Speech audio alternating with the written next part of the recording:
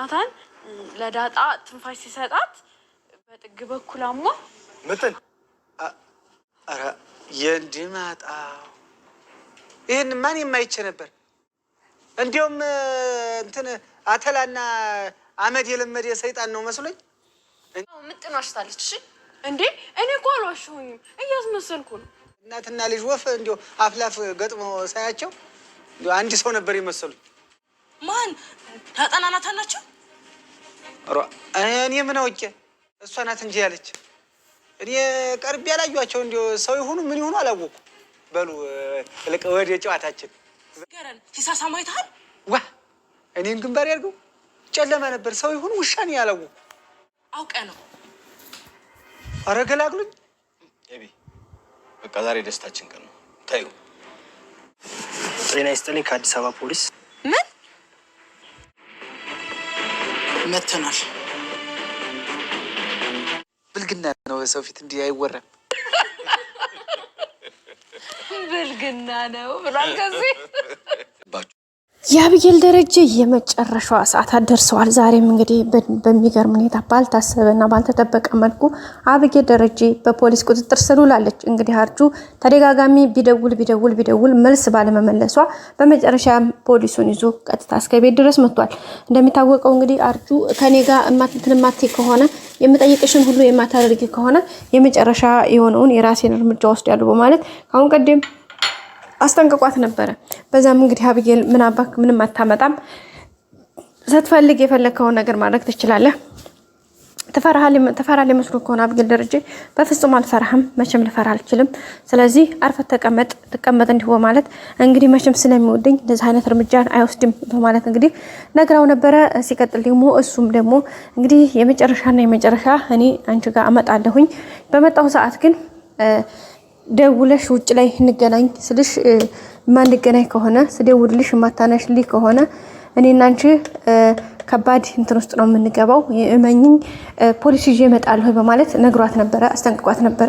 አብጌል ግን እውነት ያደርገዋል ብላ አንደኛ ስለሚወዳት ሁለተኛ ደግሞ ካሁን ቀደም ከአንዴ ሁለቴ ሶስቴ እንደዚህ እየፎከረ ስለቀረ እና አሁንም እንግዲህ ይሄን ያደርገዋል ብላ ስላላሰበች በመጨረሻም እንግዲህ ዝም ብለዋለች። የሚገርመው ፕሮግራም ላይ ነበሩ እንግዲህ እንደሚታወቀው አቶ ደረጀና ወይዘሮ ማርታን ሰርፕራይዝ አድርገዋል ሁላቸውም አንድ ላይ ሆነው ተሰባስበው በዛም እንግዲህ በጣም ደስ ብሏቸዋል። ደረጀና ማርታ እንግዲህ ደስታቸውን እያጣጣሙ ነው የሚገኙት።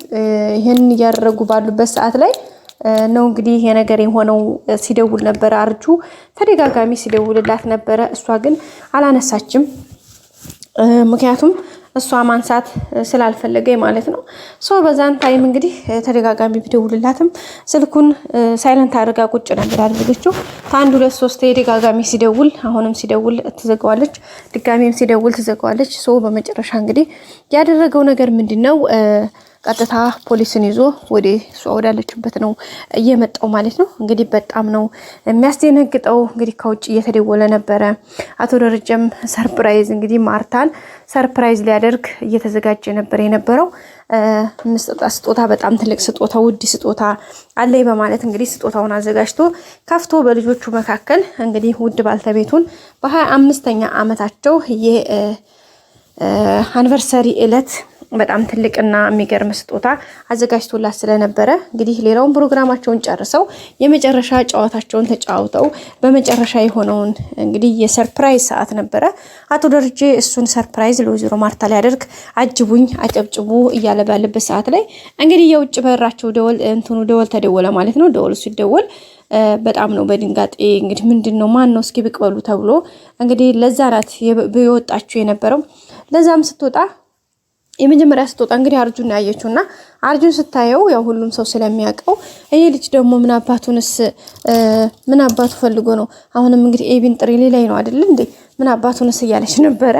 ግን እሷ የጠበቀችው እሱን እንደዛ ስለነበረ ከዛ እንግዲህ ወዳው ይሄ ፖሊሱ ከኪሱ እንግዲህ መጅልጥ አድርጎ ፖሊሱን የፖሊስ መታወቂያውን አውጥቶ ከአዲስ አበባ ፖሊስ ነው የታዘዝኩት ቤቱን ክፈቱ ሲላት በጣም ነው የደነገጠችው። ምን ፖሊስ ምንድነው ማለት እያለች በጣም ነው የደነገጠችው። ሰው እንግዲህ ቀጥታ ቤቱን እዚህ ውስጥ የተደበቀ ነገር ስላለ ቤቱን ክፈቹ ነው የተባለችው። እሷም እንግዲህ ተመልሳ ቀጥታ ያው ወደ ውስጥ ነው የምትገባው። እዛ ሄዳ እንግዲህ እነ ማርታና ደረጀ እንግዲህ ደስታቸውን አጣጥመው ገና ሳይጨርሱ ይሄ ነገር በመፈጠሩ በጣም እናዝናለን። ምክንያቱም በተወሰነ መልኩ ነገርየሹ እንትን ቢል መልካም ነበረ፣ ግን በጣም ከባድ ነው ማለት ነው ውድ ቤተሰቦቻችን። እና እንግዲህ በዚህ ባለበት ሰዓት ላይ አብጌል እንግዲህ ይሄን ነገር እውነት አርጁ እንደሆነ ስታቅ ምን ሊሰማት እንደሚችል በቃ በቃላት አይገለጽም። ምክንያቱም በጣም ከባድ ነው።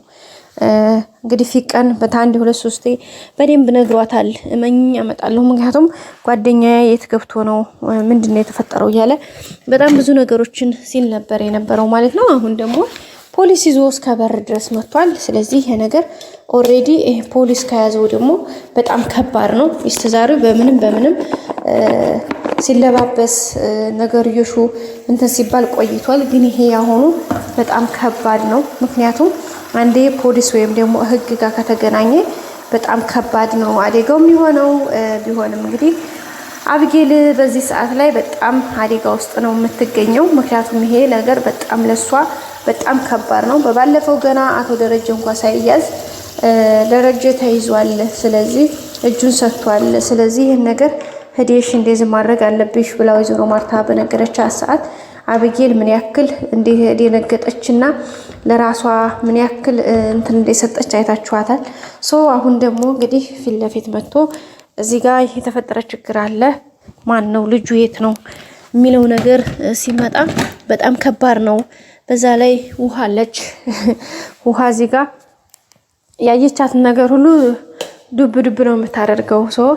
እንግዲህ ምን ሊባል ይችላል? እውነት ለመናገር በጣም ከባድ ነው ቤተሰቦቻችን።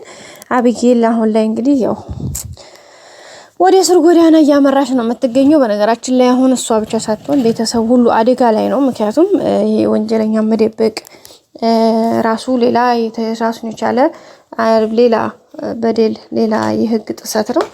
በዛ ላይ ልጅቷ እንደዚህ፣ በዛ ላይ ደግሞ የልጁ ሁኔታ የት እንዳለ አለመታወቁ፣ ኢቨን እንኳ መሞቱም በህይወት መኖሩም አይታወቅምና እሱ ራሱ በጣም ሌላ አንድ አፌክት አለው ቤተሰቦቻችን። ግን ሆኖም እንግዲህ አሁን ላይ ፖሊስ እጅ ገብቷል። አቶ ደረጀም እንግዲህ አብጌልንም አሳልፎ ላለመስጠት እሱም ደግሞ የአባትነት ግዴታውን ለመወጣት ብዙ ነገሮችን አድርጓል። አሁን ግን ያው በአርጁ ምክንያት ፊቱኑ ስላርጁ ሲመጣ ነገርኝ እሱን አታውሪ ተብላ ብዙ ጊዜ ተነግሯት ነበረ። ይሄ ሁሉ ነገር ወይ ቤተሰብ የሆነ ነገር ብለው መፍትሄ እንዳይፈልጉለት እሷ ለጥቅሟ ስትፈልግ ታገኘዋለች፣ ስትፈልግ ደግሞ ጥቅሟን ስትጨርስ ትተዋለች። እና እሱ ነገር በጣም ከባድ ነው። በመጨረሻም ይሄው እንደምታዩት እንግዲህ በጣም ትልቅ እና ይሄን የማይገፋ ተራራ መግፋት የሆነ ችግር ነው ያጋጠማት። በጣም ከባድ ነው ቤተሰቦቻችን። አሁን ላይ እሷ ብቻ ሳትሆን መላ ቤተሰቡ በጣም ከባድ አደጋ ውስጥ ነው። ምክንያቱም ይሄ ነገር የተፈጠረው ነገር በጣም ከባድ ስለሆነ ማለት ነው ቤተሰቦቻችን። ማለት እንዲህ በቀላል የሚታይ ነገር አይደለም። ምክንያቱም የጠፋው የሰው ልጅ ህይወት ነው እንጂ እንደዚህም ብሎ የእንስሳ ህይወት አይደለም። ዛሬ የእንስሳ ህይወት እንኳን በጣም ውድና ስንት ነገር በሆነበት ሰዓት ላይ የሰው ልጅ አክል ፍጡር ገሎ ግቢ መቅበር ማለት በጣም ከባድ ነው። በቀጣይ ክፍል እንገናኝ። ሰላም።